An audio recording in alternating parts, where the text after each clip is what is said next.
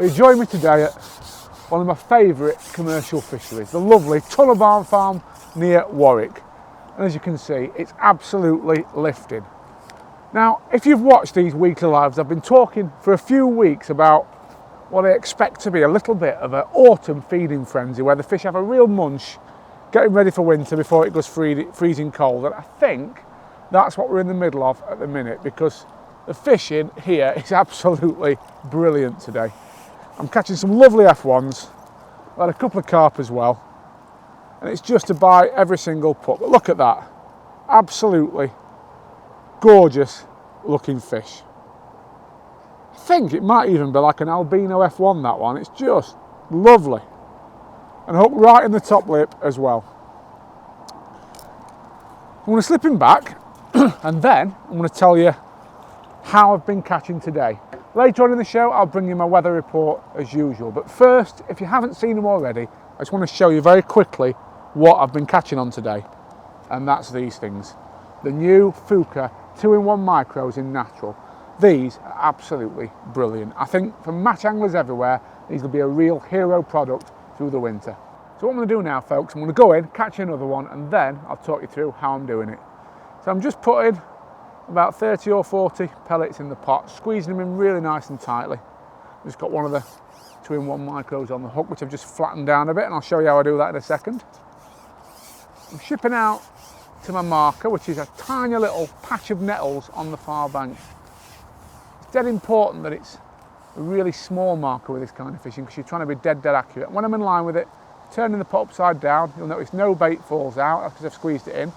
Then when I drop the pot under the water and lift it up, the bait comes out, which is exactly what you want to happen, because that means the bait's actually come out under the water. It hasn't splashed on the surface, which actually brings fish up in the water. So when it's good fishing, I always like to do it that way. Feed the pot under the water, which means the fish will always be facing downwards and feeding on the bottom on your bait that's settled, rather than coming in and investigating the noise of the bait hitting the water. Little dink there straight away. When you get one, it's important, like I did there, with a good firm lift. We don't want to strike with this kind of fishing, because that's what causes foul hookers and line bites. So you can see already there's an awful lot of fish there, but all I'm doing, I'm being dead patient. I need to wait for a positive bite, fish to suck in the bait, pull the float under, and when it does that, we'll strike and bring it in. You can see there's an awful lot happening there. The float's never been still yet, which means there's a lot of F1s present and feeding. We're just waiting for a positive bite. The wind really is making things awkward today, but by using backshot, and I'll tell you how I do that in a second, we're able to present everything dead nice and accurately. Lining up with the marker, lifting up, and just waiting. It's just important to be dead patient and just wait till you know the fish is hooked in the mouth. And that was a lovely little dink, which just told me it was on. Looks like another nice F1, that does. I've got 11 knots, another ghosty F1. Had an albino and a ghosty. We're not doing bad on this. It's a lovely little fish. And you can see once again, that one's hooked. That one's just in the side of the mouth, but side of the mouth, top lip. And that's absolutely key with this kind of pellet fishing. It's having you set up right, so that when you get a bite, you hook the fish in the mouth. And I'm going to show you now how I do that. So how have I approached this peg today and how are we fishing? Well, I'll talk you through my rig, and I'll start at the hook end first, and I'll explain what I'm doing and why. Well, first of all, the hook and hook bait. Now, I hinted in the intro about the new Fjuka Micros, which I think are going to be absolutely brilliant in natural, because there's such a natural match for these things. Fishery pellets, you have to use them at an awful lot of commercial fisheries up and down the country. Normally, as anglers, they've only really had expanders that we can put on over the top. That was until David Preston launched the naturals in 5mm, and now for the winter we've got them in 3mm. And what these allow you to do is obviously put one on the hook, slightly bigger than most fishery micros I've found. Still much smaller than a standard 4mm expander or 5mm piece of Fjuka 2-in-1 in natural. And the great thing about it is you can squash it, you can do all sorts of interesting things with it. And I think that a flattened micro is going to be an absolutely deadly hook bait when it gets really cold this winter. I've caught plenty on it today, but frankly, catch on a 5mm bait today as well. I think as it goes colder, this is really going to come into its own. Hook choice, we've got a Guru Super LWG in a size 16, and it's a short hook length.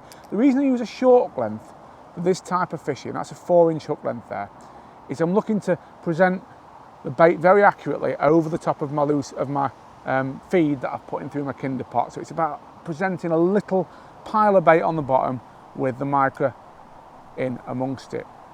Shotting pattern, I've actually got a very small strung bulk there, and that's just to aid these F1s when they come in your peg. Often they slurp the bait.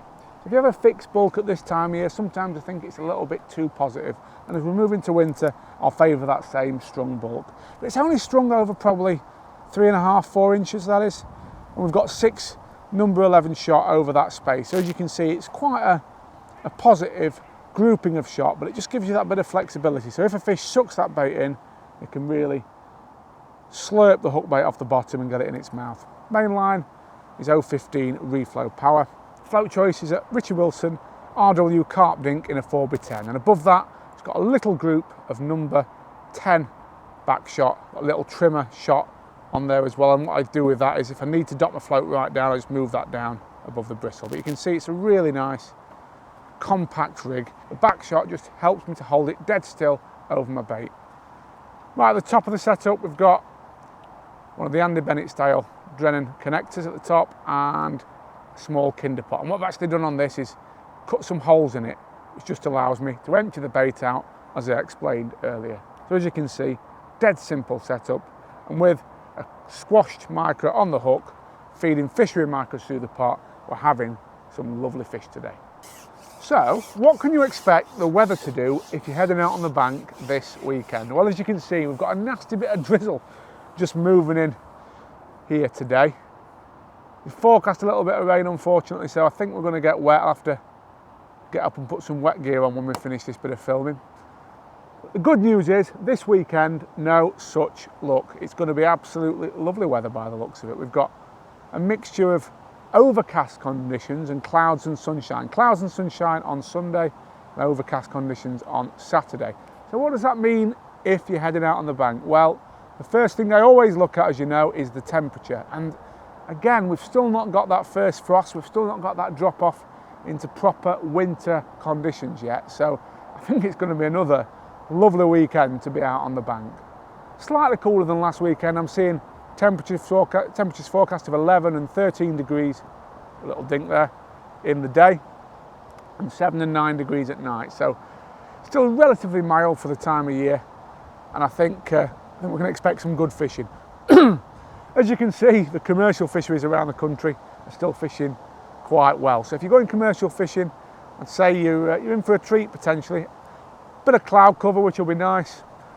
Not too windy, not too much bright sunshine. It's really pleasant fishing conditions. So because the nights are a little bit colder, I would be looking to start a bit further out in the lake. I've said that in previous weeks. As we move into winter, it'll get more and more relevant. Start off fishing maybe the long pole or bomb and feeder out towards the middle of the lake, and expect to maybe catch in the edges as the day moves on. Canal fishing this weekend, I think it's going to be great. I mean, we're heading into autumn. I was actually on a canal at the weekend, and it was notable there was less boat traffic than there has been for a few weeks. And I think that's a feature of canal fishing at this time of year, and why in autumn it can be so good to get out on the canal. Wind and rain really is quite naughty, folks, as you can see. River fishing, as you can see, it's raining. It's rained quite a bit midweek. I think the rivers are going to be on top form this weekend. A little bit of extra colour, a little bit of extra water, a lot of extra water in places. But because we've not seen that freezing cold weather yet, I think there'll be some brilliant big fish fishing on the rivers, whether that be bream, chub or barbel. Fish on there. If you're going big fish fishing and it's coloured water, so yeah, I'd definitely be thinking a nice smelly ground bait to bring those bigger fish in, and then a fish probably something like a halibut pellet but wrapped in a Fjuka Neons as hook bait. And what that'll do is it gives you a nice smelly hook bait. You know it's going to stay on the hook, but you've got the extra colour of the neons to bring you some added attraction. And that'll be a really safe bet if you're heading on the rivers. And to be honest, this is one of the best time of year for big river fish. You have a look in the Angling Times this week, and I bet you'll see loads of them have been caught, and they will be caught whenever it's mild and whenever we've got that bit of colour in the water. Lovely little Ghost F1, and a lovely way to finish a short session. If you're heading on the bank this weekend, folks, have a great time, catch plenty, and I'll see you next week.